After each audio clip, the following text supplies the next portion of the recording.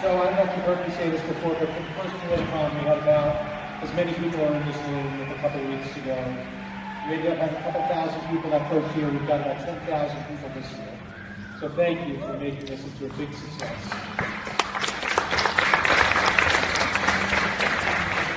Let me put it this way, in our first year we weren't getting Leslie Stahl. So thanks very much. Kamy Akhavan is our moderator today from procon.org. Kamy, just first, before you start, just tell the group what that is. Thanks, Matt. So procon.org is a research organization. We look at the pros and the cons of controversial issues. It is a public charity that exists to provide the public service of giving folks an honest-to-goodness, neutral source of information on controversial issues ranging from gun control and same-sex marriage to Obamacare to teacher tenure, standardized testing, on and on, 50-plus different issues. We serve an audience of about 28 million people annually, and the website is completely free of charge. So we're here in a neutral, actively neutral capacity today. So thank you, and you're going to moderate the panel and introduce all the panelists. Good luck, and thank you for that. Thank you. All right, folks, so first of all, welcome. Welcome to our panelists, and welcome to those of you in the audience today. I live here in Los Angeles, and I think it's frankly quite weird that we have this many people from DC, New York City, that are here in our city talking about politics. We're not used to this, and I was wondering, why, Politicon, why did you pick Los Angeles? And then I thought, and I'm guessing, we in Los Angeles are very good at a few things. One of them is we're awfully good at raising money, and we're awfully good at telling stories. And isn't that what politics is all about today anyways? So I thought, okay, that makes perfect sense. So the organization that I'm here representing, procon.org, we look at pros and cons. And the nature of our panel discussion here today is to look at an issue that I think affects all of us down to the roots of what's happening in our country. And we want to get to the bottom of that and understand how these political views are formed and how they're changed and why our country is in the state that it's in right now. And I just wanted to share one quick story before I introduce our panelists, and that is, about a year ago, I was invited to National Public Radio. They had a fundraiser in Santa Monica, and I got a chance to meet, if you listen to LA Radio, KCRW's the great Warren Olney, and one of the great NPR reporters. They were both there. And I said, hey, NPR reporters, how do you guys get people to talk about issues in a way that's civil, where they shed light on issues without adding heat to the issues, and you really understand both sides? And they said, both of them, that we never have people with opposing views on at the same time. Whoa, okay, well, we're going to do something a little bit different here today. We have people representing a diverse spectrum of ideology here on our stage, and we're going to show that it's okay to disagree without being disagreeable, because that's what we want to model for our nation. Our talk today, folks, just so you know, it's being streamed on Facebook Live. It's also being video recorded, and it's going to be podcast, and we have professional photographers here. So we want the whole world to see what it is that we're doing in this room today, because we think that's really important for our country. So with that, it brings me great joy to introduce our panelists. I'm just going to go from the end down closest to me, and starting with Mr. John Phillips. So John is also a Los Angelino, right? At least currently so. And he is someone you may have seen on CNN. He's on CNN a lot. And he is also an opinion writer for the Orange County Register. John has a great political profile, great political brand, and a great political mind. And we're very happy to have him here today.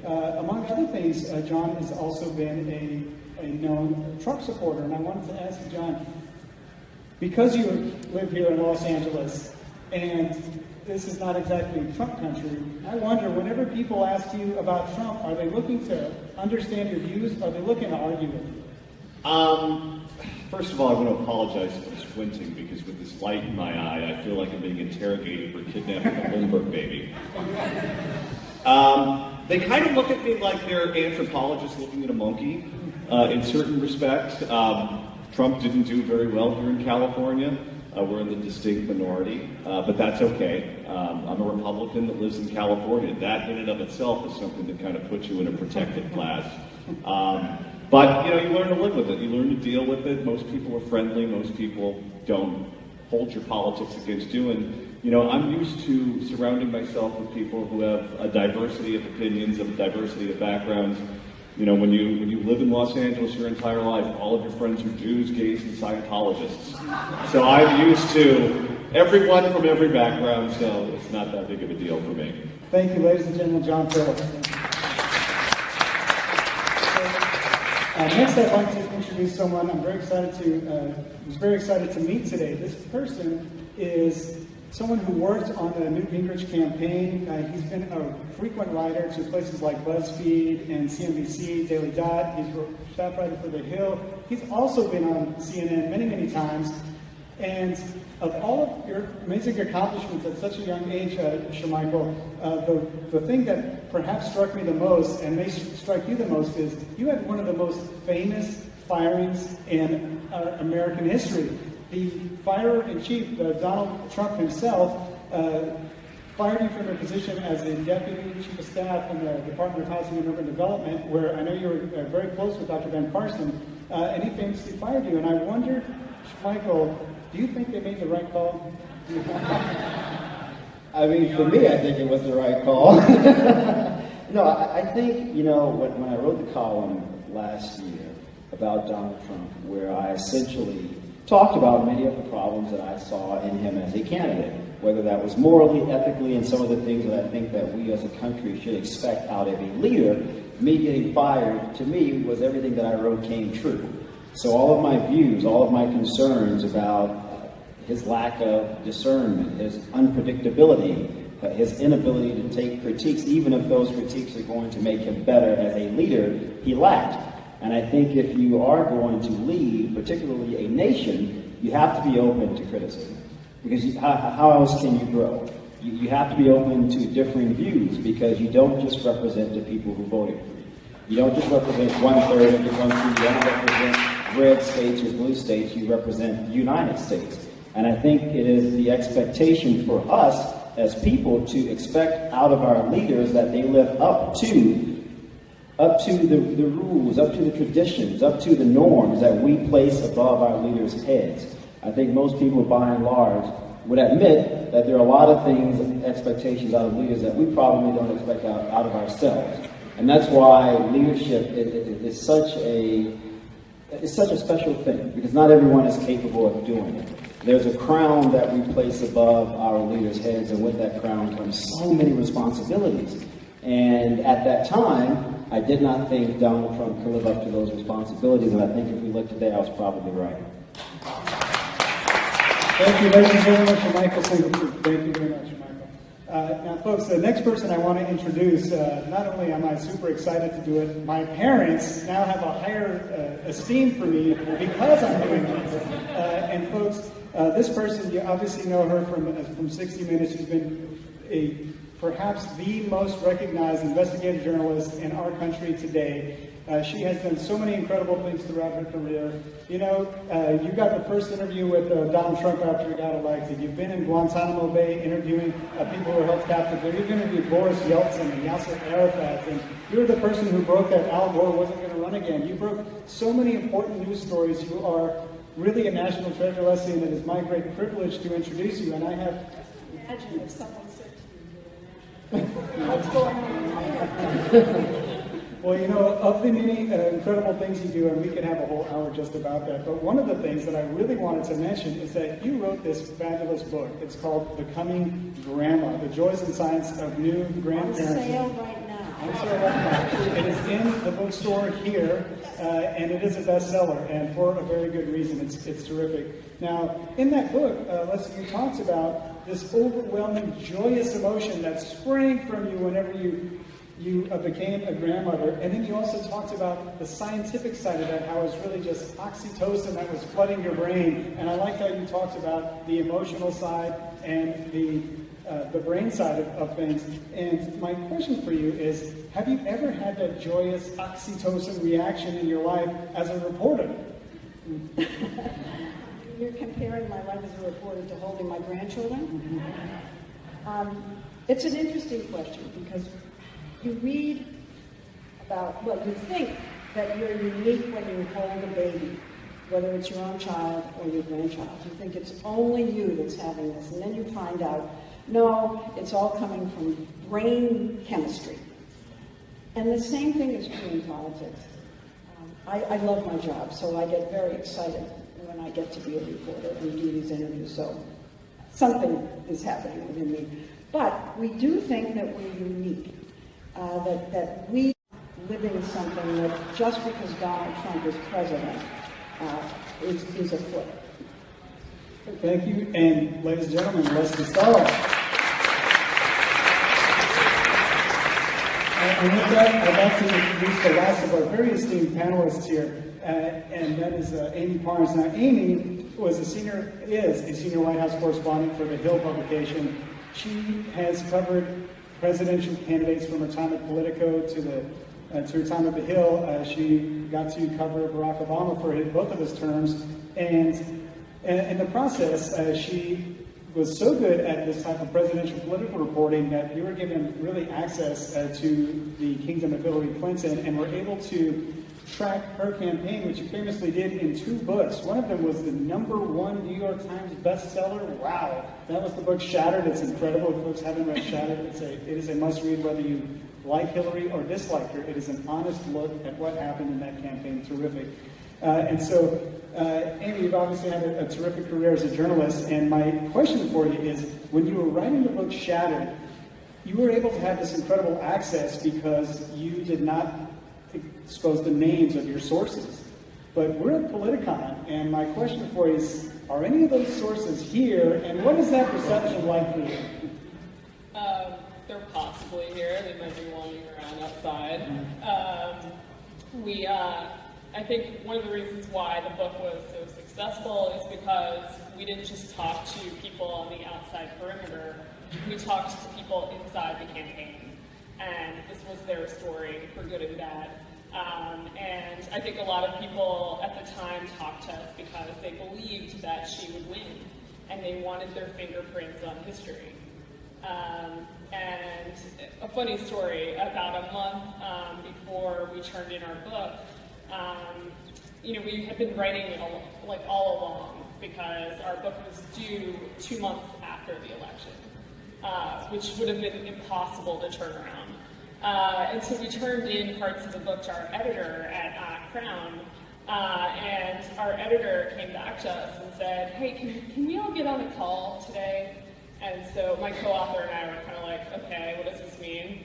So we get on a conference call, and he says to us, "So you guys have a problem here. You're talking about a doomed campaign, and she's going to win. And how do you square that?" And there was a silence on the phone for probably a good minute or two. and then I jokingly said, "We'll figure it out." But I think the key to this book was we followed our reporting, and it was true shoe leather reporting. And that's why I think a lot of people took to it. And when you have people from Spike Lee to Rush Limbaugh recommending the book, I think you've done something right. All right, well done, ladies and gentlemen, Amy Parnes.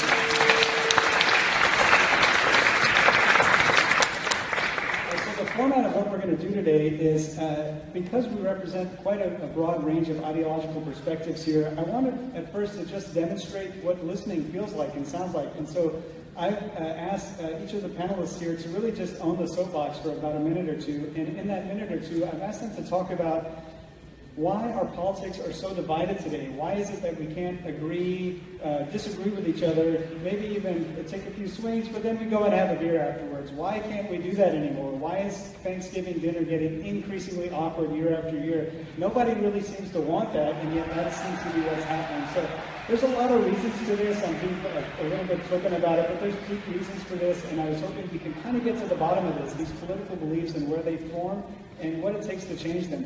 And so with that, I'll ask John, if you can, to just start us off on your 1 to 2 minute soapbox about whatever you want to say on this subject, and then from that point on, we'll have guided questions and continue our conversation. Well, I'm sure I'm in the minority on this, but I don't think Trump has much to do with it. I think that most of us live in our own little bubbles, and there's a whole body of research in political science. It's called critical realignment theory. And the theory is that back in the day, you used to have liberals and conservatives in both political parties. You had Nelson Rockefeller in the same party as Barry Goldwater, and you had Scoop Jackson in the same Democratic Party as George the Governor. And everything just kind of worked out that way because you had liberal Republicans who would work with liberal Democrats, and you'd have bipartisan consensus, or conservative Democrats and conservative Republicans. And then in '64, when Barry Goldwater was nominated, everything really kind of started to change, where at the presidential level, conservatives started voting for the Republican candidate, and liberals started voting for the Democratic candidate. In 1994, you had another realignment election, where people started voting that way in elections for Congress, because before they vote for whoever it was that matched their ideology for president, but if they were a Democrat, they still voted for the Democrat for Congress. Well, in '94, that all changed. In 2010, we realigned again, this time for state and local elections. And because of our phones, because of the internet, because of technology, the definition of what is local has totally changed. And what we forget in politics and political science, when we think about voter behavior or how people express whatever ideology they have or feelings that they have, we only think about what they do in terms of the ballot box. But the reality is that most people, when they change their mind, when they have, they go on a different path, they vote with their feet. They don't vote at the ballot box. So if you live in a city where the schools are crappy, you don't try to influence the school board election, you just leave. You go to a city where there's a better school district. If crime in your city is awful, you move to a different city. And that's how most people respond to these things. And therefore, you end up living around a bunch of people who think exactly like you. You end up friends with people on Facebook who think exactly like you. And you end up in a political party with a bunch of people who think exactly like you. And so therefore, we have two Americas. That answers my question. Thank you for that, John. Michael, same for you. It's your soapbox. How'd we get here? I mean, I think when you think about ideologies, which is essentially our values and our belief systems, how we formulate our opinions politically based upon, again, our environments, which is very accurate, but also our experiences. I think what's most interesting about this is when you have people who look at someone who may be a Democrat or look at someone who's a Republican and say, wow, they're traveling on a road that's so far removed from the road that I'm traveling on that I can't communicate with them. They don't understand my position. They don't understand the issues that are of importance to me. So I'm not even going to take the opportunity to bother making the steps or the effort to speak to this person, to ponder, reflect if we can reach some type of middle road. Now, granted, we've gone through this throughout the history of our country, but I think for me what's most interesting about this time is how polarized everyone really is, whether it's because of race, whether it's because of sexual orientation, whether it's because of various other wedged issues. And I think a lot of people are looking around for leaders, regardless if they're Republicans or Democrats, to say, how do we get to this place and how do you guys guide us out? We look to our leaders for guidance. And I think right now, for a lot of people, they feel there is no one who's speaking to them. Who's speaking for me? Who's speaking for my neighbor? Who's speaking for the person who lives in a different state? And a lot of people feel like there's no one. And so I think the hope is, the expectation is, that our leaders at some point have the realization that we are better if we are united than we are divided. There's only 300 million people in America. You look at China, India, it's over 1 billion. Quantify that, we have a lot to compete against. There is no way we can work if we're divided. It just doesn't work. But if we look at the history of our country, it tells us that we have gone through so many things, from slavery to segregation to the feminist movement and other movements throughout history, and we've overcome those things. So the hope for you guys, the hope for me at least, is that I know we can overcome this moment too, because as Leslie said, we've gone through these things before. Interesting. Thank you, Michael, for that. And with that, I also love to get your thoughts on this. How did we get here? Well, I agree with both of you, except you left out gerrymandering, John. I want to talk about something close to my heart, and that is that it's the umbrella topic is technology. And over the millennia, technology has always been the force that changes humanity, changes the direction humanity takes. So when I at least was growing up, television was the major force for communicating and for imparting information. And in those days, with just 3 or 4 networks, it was a unifying medium. Everybody watched the same news at the same time. Everybody listened to the same jokes at night. Everybody heard the same ads. We began to look more alike. We began to sound more alike. And we really did come together as a country in so many ways. And then we got cable. And cable began to break that down. 24-hour cycle, all of that, but also you could watch whatever you wanted. So if the president would speak, and in the 1960s, 70s, and even 80s, the whole country watched the president. So now you get cable, and some people are watching tractor pulling. And they're, and somebody's cooking. And the audience began to get smaller and more fragmented. And now we have the internet. And it is just splitting us up every which way. And it's also making us narrow-minded. It's a narrow broadcasting, like we call it broadcast, it's called narrowcasting. And it is just dividing us into many different factors. So technology is a force, and what can overcome technology? Well, very little. It's a wave. There are two things. One is a really powerful leader who says we're going to be united and we want to follow him. We haven't had that in a long time. And the second is war. So there you go. Technology, savior, war. Interesting. Thank you, Leslie. The same question to you, maybe. How did we get here? Well, I have to echo a lot of what Leslie said, because I feel that as a journalist, every single day, people think that in this day and age, all journalists have opinions and bias. And I trained in journalism school where you are objective. You don't take a side. I don't vote actually for that reason, because I was covering the Obama campaign, and I was covering the campaign, and I didn't want to choose a side. I think it's everyone's right to, but I think my public service is sort of like what I do for the country, get out there. And when I get nasty emails from people who accuse me of being a Trump lover or a Clinton lover or an Obama lover, I can say, you know what, you guys, I don't vote. I put it all out there, I let you decide. And I think, to Leslie's point, I think we are we're tuned into what we want to listen to and what we want to, we don't want to. I have a friend who actually got off social media, wouldn't watch TV after the election, even got rid of her iPhone and went to a regular flip phone because she was like, I can't deal with it anymore. And I think we've come to this point as a nation where we're trying to figure out how we got here. And I think also we need a leader who can guide us through these times. Interesting. Such great perspectives, and I really appreciate your insight. So, Leslie, you brought up a point that's going to be my first question here, and I'm going to direct it, if I can, to John here at the end, because John, you work for one of the cable news companies, one of the institutions that Leslie, I think, smartly pointed to as a part of narrow broadcasting versus actual broadcasting. And so my question for you is that television has been the primary source of our political information, and it still is for most Americans. But the primary source of information is becoming the internet for many people, and for younger generations disproportionately so.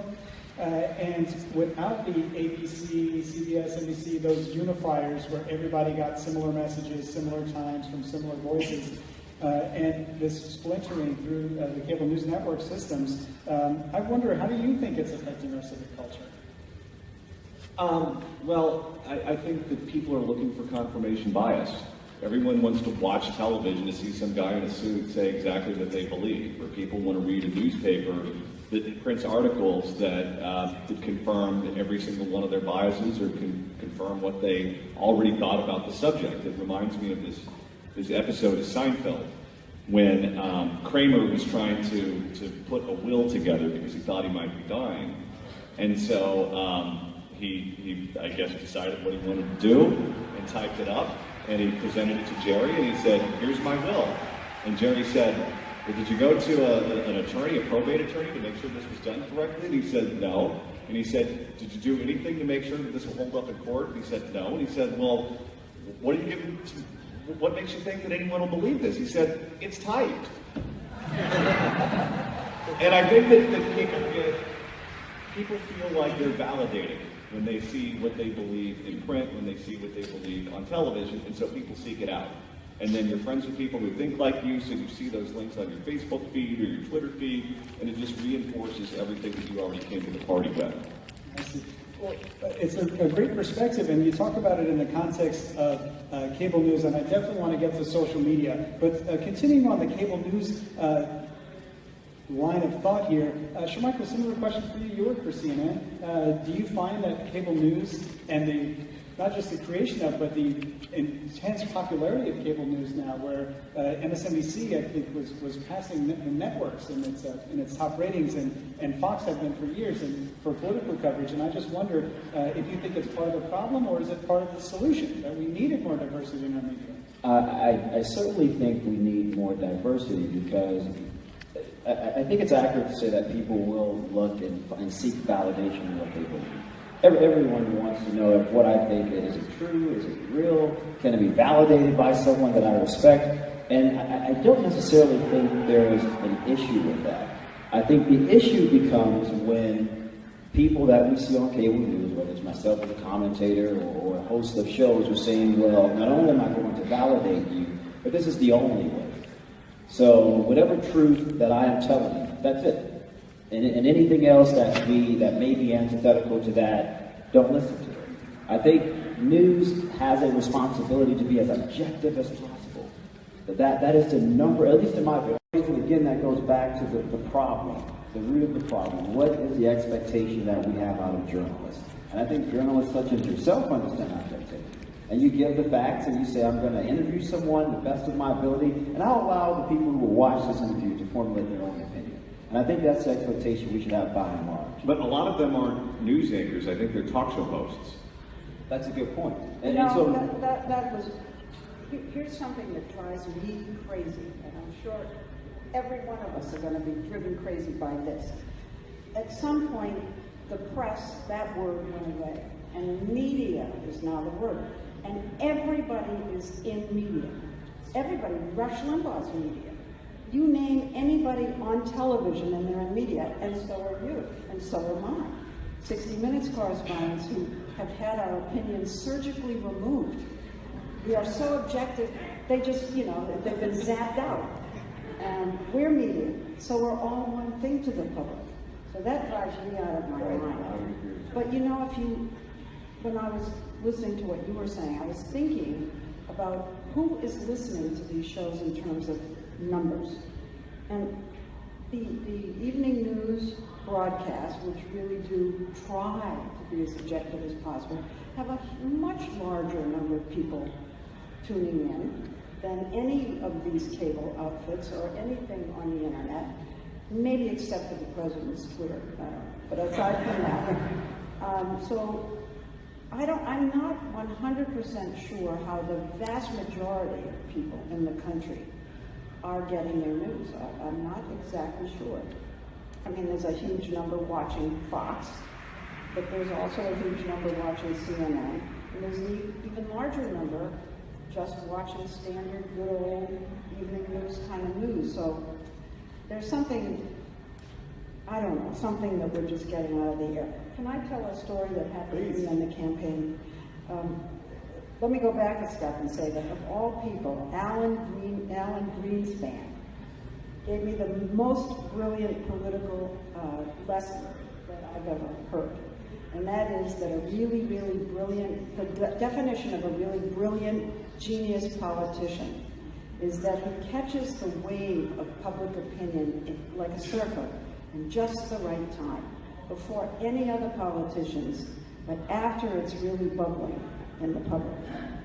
So with that in mind, I want to tell you about a focus group that I sat in on early on in the primaries. This was a Republican focus group. Trump was not even asked about. He was so out nowhere yet. He wasn't on the scene. Every single candidate was asked about, from top to bottom, except Trump. And these people, well, their first choice was Scott Walker, and their second choice, was Marco Rubio, and then it went down. And Newt was way down, and Chris Christie was way down, okay? Then we went down to the basement from Chris Christie. It was a huge sort of fall, because hatred and fury and resentment and oozing dislike came in for Jeb Bush. Now, the media all thought Jeb Bush was going to get the nomination at that point. In the press, he was the guy. He was inevitable. This group of Republicans hated him with such an intensity. And that intensity is Trump. The language they used to describe Jeb Bush, elitist, who does he think he is? I mean, Trump just got on that wave that those people in that group, when they were venting about Jeb Bush, is exactly what Trump ended up doing. So it wasn't that he led us there, it's that he caught the wave at just the right time. And I think the Democratic Party kind of dropped it. They didn't catch the wave, they didn't understand it. No, not at all. And you're hearing people now, and I've heard from a lot of these people on the heels of our book, who say, you know, where was she? Why wasn't she talking to me? You've heard Joe Biden now say as much. You've heard Chuck Schumer, the senator from New York, say as much. That they neglected to speak to that guy who's making $60,000 a year and his wife who's a waitress. And I think that's why the Democratic Party right now is in its rebuilding, rethinking phase, where it's lost its core audience. It doesn't know. I mean, when you've lost minority groups, when millennials of color, Cornell Belcher did this study recently talking about how millennials of color were so upset and they just didn't even, they either voted for a third party or didn't turn out. These were people who voted for Obama in large waves, and for whatever reason, Hillary Clinton just forgot about them or wasn't speaking to them. And a couple of them were so angry, it evoked such a visceral reaction to them that they were like, you know, F the Democratic Party. Like, they're not for me. If I'm going to take my vote elsewhere, if they're not going to stand up for me. Millennial Women, a group that I myself was personally interested in, they also said, I'm not going to vote, I don't have a connection to Hillary Clinton, I'm not going to vote for her. Which I still think is one of the most underreported stories of the entire campaign. How this group of women just couldn't connect to her and thought that one day maybe they would see another woman president and they would like her more and they would want to vote for her. But all these groups were kind of lost, I think, in this past election cycle. And I think both parties are kind of in kind of a bit of an identity crisis right now, where they're both kind of thinking, how do we kind of rebuild and reconnect with our voters? Well, I do appreciate all of those points, and since we're shifting a little bit to talk from what started as media as our source of political information, and now we're talking about its application and how it translates into elections. So on that point, and I want to start this question directed to you, Amy, which is a phenomenon that I still can't wrap my head around, which is about, we have 435 members of the House, 100 members of the Senate, it's 535 seats, and how many of them do political scientists and election specialists consider competitive seats, where you can't, with pretty solid odds, guess who's going to win the race, which party's going to take that seat? And, you know, I thought half of these are competitive seats, maybe a third if I'm being cynical, but the reality is about 5% of these seats are considered competitive. Thinking 5%, that's nothing. All of our democracy is to determine 5% of the makeup of our elected legislative bodies.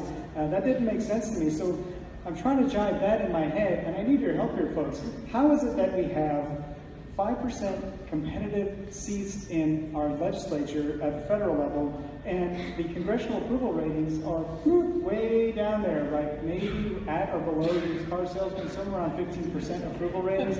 And I'm wondering, how can you jive these two concepts? Is it gerrymandering, like you said? Is it self-sortation, like you talked about?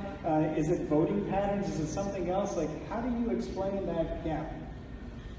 Fascinating question. I think everyone's still trying to figure it out. But, you know, I think there's an old saying that everyone likes their congresswoman or man. You know, and it's always someone else who's not serving them. So I think that's a big part of it. But I think it's true. It's funny. I've been doing a couple stories recently where I've been looking at districts that are competitive. And right now, the Democrats are they think the way to get the House back is to go through, and the Senate is to go through California, oddly enough, where we are right now, because there's seats that are competitive, like Darrell Iss's seat. So they're eyeing these seats and saying, okay, this is our way back. If we win this, and what they're doing is they're looking at the places that actually voted for Hillary Clinton and voted for a Republican member of Congress, which is really interesting. So they're saying, okay, if these people they're persuadable if they can vote for Hillary Clinton and not for Republican. And that's a fascinating storyline to me, and I think that's one that there was a super PAC here starting in California that's just focused on that specifically, on starting here. So yeah, it's something to watch for sure. Well, I appreciate that perspective. Leslie, can you help shed some light on this, the gap between the 5% competitive seats and the 15% approval ratings? Well, I suppose it's gerrymandering, I'm guessing. And I think the only way the Democrats are going to take the House and the Senate back is if it's a wave election. And we've had it in the past, and I think that is a possibility this time. The campaign has to be nationalized. The Democrats have to come up with a face. They have to come up with a leader people actually like, and not just someone who appeals to them on paper. Because I do think political decisions are made in our gut. I don't think they're made up here. I think they're made emotionally. And I also think they're made visually. I've done a lot of studying of how people get information on television. And I believe that the eye sees things, and then whatever is happening through the eyes goes down to your stomach. Now, there's a brain in your stomach, and the brain is where our judgments come. None of this is intellectual. None goes to the frontal lobes. You don't think it through. You see something, and you like it. Hear something, not the words, just the sense, the tone, and you like it or you hate it. So the Democrats need to give a face. They need a face. They need somebody appealing. And the Democrats have to try and make it a national wave election. Because if they leave it to the local issues, then the gerrymander is going to kick in. That's what I think. It's Republicans too that need a face. They have a face right now. Unfortunately. Shermichael, John, do you have any thoughts about that? I certainly think gerrymandering is a big issue, particularly as an African American. You look at North Carolina, a recent case that went to the Supreme Court, where they said Republicans were so precise in gerrymandering, they were pretty much putting African Americans in certain districts because they believed African Americans were a threat to the ability of Republicans to get elected. That's absurd to me. I'm a Republican. Texas, and there are several other states. I'm a Republican who happens to be African American. If you look at demographic trends, where the country's going, we are going to be in big trouble in the future if we continue on this pattern. This country is becoming more diverse. That is the reality. There's nothing you can do about that. So why further isolate yourself and create further problems for the future of the party by saying, yeah, we don't want those people, so we'll just draw districts however we want, just so that our guy can win. If a candidate is a good enough candidate, I'm almost certain, regardless of party affiliation, most people will say, okay, this guy cares about making sure I have a good job, I have a safe community, I can provide for my family, Republican or Democrat, I'll vote for that person. Stand on the principles, stand on your policies. People will vote for that. I don't think you have to isolate people to win elections. Because by doing that, I think the Republican Party is putting itself in a really precarious predicament where maybe 5 or 10 years from now, we're looking at a more Browning America, and we're trying to figure out, well, how the heck do we win that? Because gerrymandering, I think, will only work so much when we look at states such as Virginia that's now purple. Georgia now. I have a lot of friends that are political operatives in Georgia, done races for 30 years. 5 years, Georgia could have a Democrat as governor. Texas, 10 or 15 years, Texas could have a Democrat as governor. What does that mean for the Republican Party of the future? Not the Republican Party today, but the Republican Party of the future. So I most certainly think gerrymandering is a big issue and a big deal and detrimental to the party in the long run.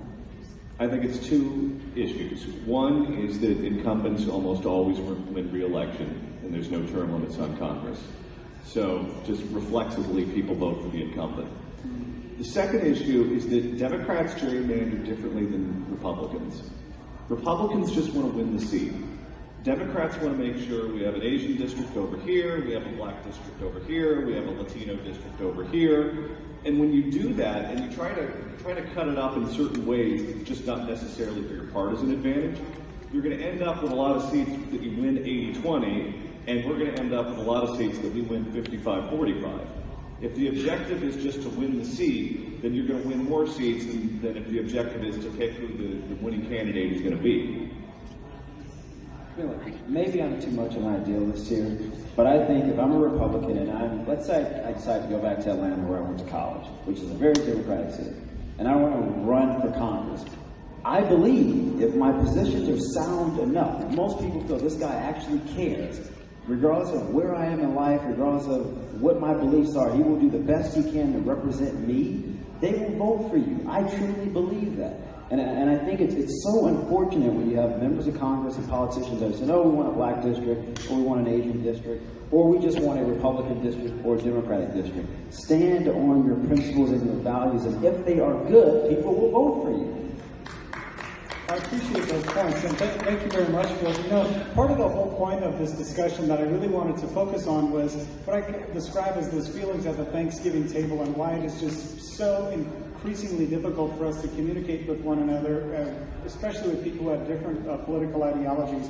And in that context, I have seen these studies that came out recently talking about levels of partisanship in the United States. And granted, right now it feels like, boy, are we hyper-partisan. But the studies that I had seen were comparing the partisanship of 2016 to the partisanship of the 1870s, right after the Civil War, saying, does it feel like we're at an all-time high? Yeah, it feels that way because it probably is true. And what I wanted to ask of you folks, because again, I want this to come down to what you described, Leslie, that feeling in your gut, like why can't we talk about politics in a way that is not alienating to us, and where we can still be civil and be good neighbors and be good brothers and sisters and parents and father and sons and daughters. Why can't we do that without having our politics divide us? So my question then is, that trend of partisanship that is occurring in our country, why do you think it is so extreme today? Do you think it's the fundraising demands of our elected leaders? Is it a campaign finance type of issue? Is it because of mobilization efforts like Tea Party and Occupy? Those are parts of the problem. Is this like our educational system? We're just not focused enough on critical thinking, media literacy.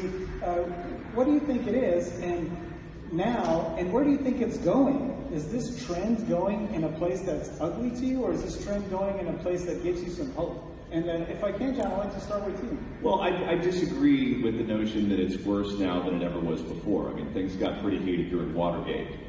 Things got pretty heated when Bill Clinton was in office and he was impeached. Things got pretty heated any number of times in American history. So, you know, I don't think that this is atypical. I think a lot of it is tribalism. I think that you kind of circle the wagons when you see one of your own attacked. And when Republicans watch the news and they see Donald Trump savage day in and day out, they say, you know what? They're going after my guy. Fake news, turn it off. And when Democrats see, I know in the Democratic primary, the Bernie people and the Hillary people looked at the same coverage of that race and said, oh my God, look at how Bernie's being excluded from everything. The media's tilting everything in Hillary's favor. And I just think that's an innate human reaction that we all have. the circle of wagons mentality. Interesting now. Michael, second question for you, and thank you. It is a very good point. About the partisanship and whether or not it's at record extremes or not, whether this is typical or atypical, it sure feels bad. And if you can speak to that point, Michael, about why do you think this trend towards extreme partisanship is happening, and do you see that trend line going in a good way or in a way that is concerning to you?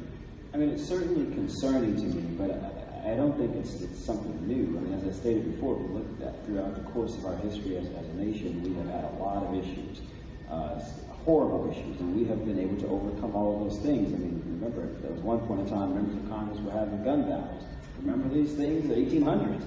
People were attacking each other with canes. I mean, so there have been really horrific moments in time throughout the course of our history as a society, but I think, like anything, and we talked about this in the green room, I think life is a collection of moments in time. And it is the hope, it is the expectation that in each of those moments you take them, you reflect as a society, you grow and you become better. I think there are a lot of people, particularly the people who voted for the president, who had concerns. A lot of concerns, were leaders who had expectations, and they felt that there was no one listening to them, no one speaking to them, no one speaking for them. And I think to the president's point, he did a great job of capturing that anger and that frustration. But now that you have it, what do you do with it? How do you translate that into something? And so I hope that as time goes on, and I don't think we'll see this, because if we look at what we see today, and it's an indication of what's to come, it doesn't look very good. But I have hope that as a country, as a society, we recognize that our commonalities are so much more bigger than our differences.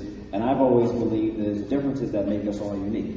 You know, when I meet someone who's a Democrat, if I meet someone who, I'm a Christian, who may be Jewish or maybe Islamic, whatever the faith may be, I'm interested. I'm intrigued.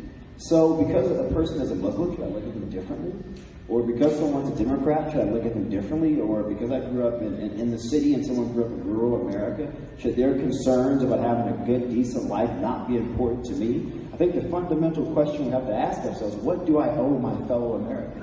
What do I owe my fellow human being? And we're not focusing on those things, because as we've talked about on this panel, we're so stuck into what is of interest to me, what validates me, versus trying to figure out what allows all of us to grow as a collective. It has to be about the collective, but again, I guess as I stated to you an hour ago, the hardest form of reflection is self-reflection, because it starts with the self.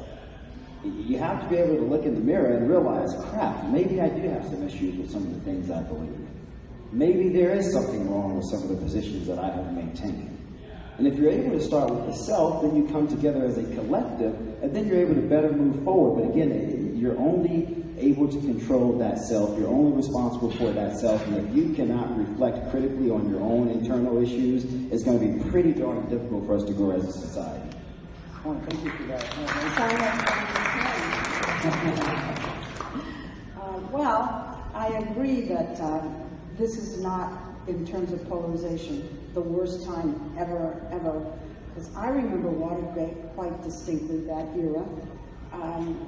There were race riots around that time, there were anti-war demonstrations around that time, and the country was deeply divided between those who liked Nixon and those who hated Nixon. The big difference, I think, is the coarseness and the vitriol and the language we use. And I have to say that television is probably the culprit here. Television producers realized that conflict brought ratings, and people who yelled at each other would bring an audience. And so that's one of the reasons you always see on shows that we love to watch. I like it too. We have the disagreement and the volume goes up and the language gets coarser and coarser. I wanted to read to you something that I recently discovered. And this is by Samuel Huntington, the historian, who wrote a book in 1981 called American Politics, The Promise of Disharmony. And he said that every third generation demands huge political change, and therefore there is political upheaval. And here's the quote. He called it creedal passions. Creedal passions. He didn't say tribal, but it's the same sense of what you're saying. He says, in such moments, discontent is widespread. Authority and expertise are questioned. High polarization and constant protest. Hostility toward power, wealth, and inequality grows and becomes intense. And new forms of media emerge that become, they tend toward advocacy and adversarial journalism. He predicted in 1981 exactly what we are living through. It's stunning. It's stunning. Yeah. I know, but I read it. I said to write this down for all of you. I appreciate the perspective. What do you think about that, Amy, about partisanship and whether it's at all-time highs or not, and whether it's a good trend or bad trend?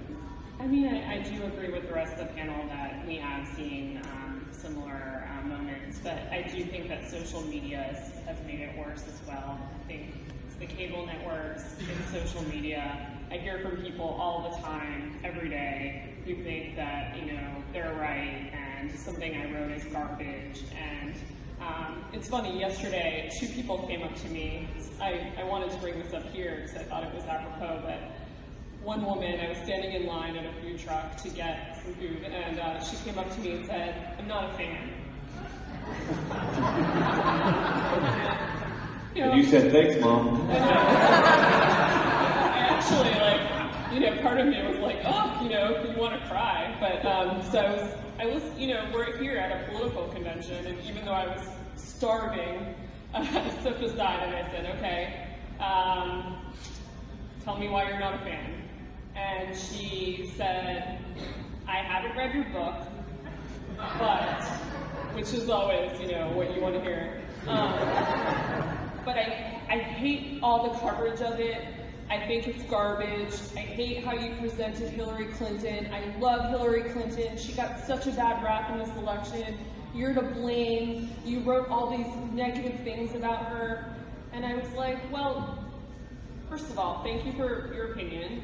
I also wrote another book called HRC, which came before this book. A lot of people, the Wall Street Journal called it a sympathetic portrait of Hillary. I'm the same person who wrote that book, who co-wrote that book. And I said, I know you haven't read this book or that book, but this is me. This is who I am. And I thought, and we talked it out. We talked for like 20 minutes about how, and it was actually probably the highlight, I think, of this entire convention for me, because it taught me that we can have a discussion about, she told me she wasn't a fan, but I think she walked away kind of with an understanding of, who I am and what I try to do. And I was thinking of this panel, and I was thinking, if we can talk to each other, if we can be more civilized, even though she told me she wasn't a fan right away, if I can kind of let down my guard a little bit and find out, well, why aren't you a fan, even though I'm not a politician? I think that's a start, like having these conversations and being open to the fact. There was a study, another panelist on another panel I was on said that most of the people, and I forget the actual statistic, didn't know a person who voted for Hillary Clinton in their own families or crowd of friends, and the same for the other side. And I think that's so disheartening on some level, like that we can't really get to know one another and get to know what drives one another.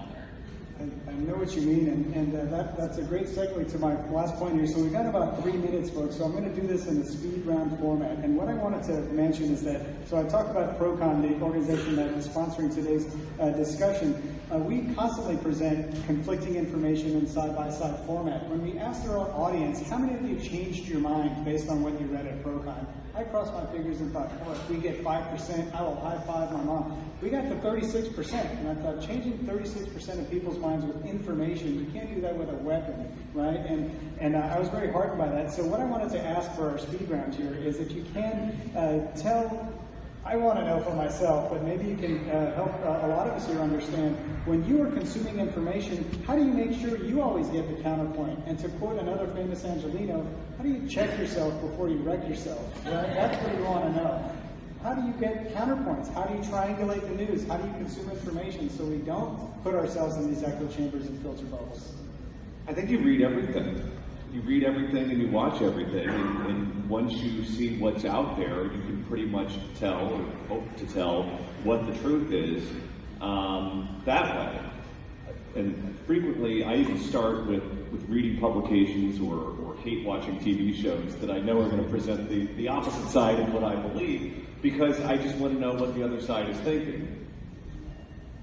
Thank you. I would say, as you watch these shows, as you read things that may have different views and opinions than yourself, it reminds me of Adam Smith, who wrote The Wealth of Nations. He also wrote The Theory of Moral Sentiments.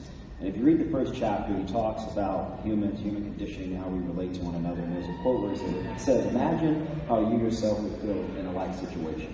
So if I'm a conservative and I have a friend that's a Democrat and they're angry and they're upset because a candidate of their choice did not win, they're angry and they're upset because there's no one, at least in their view, from their perspective, who's speaking truth to power about the issues that are of importance to them. I have to imagine, how would I feel if the shoes were on the other foot? And you have to listen and talk. That's the step. Thank you. Thank you. It's a personal point. My mother was a very, very conservative Republican, and my father was a very liberal Democrat. And I grew up in that household. And whoever was speaking was right. And that's the way it was to me. If my mother made a point, I would say, oh, and then my father would argue, and and I think that I've kept some of that. I hope I've kept some of that. I've tried to keep this idea that I'm in the middle. And tell me.